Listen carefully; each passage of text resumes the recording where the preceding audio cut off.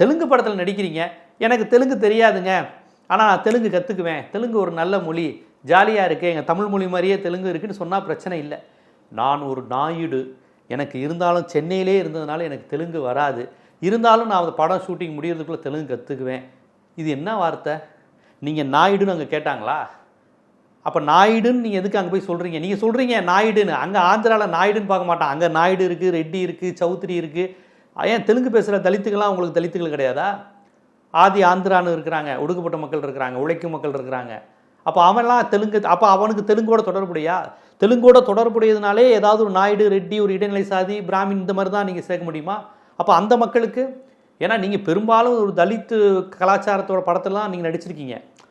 உங்களுடைய கான்செப்ட் எல்லாமே தலித்து, குப்பத்திலேருந்து போராடுறது, சேரியிலேருந்து போராடுறது, இப்படியே நடிச்சிருக்கீங்க.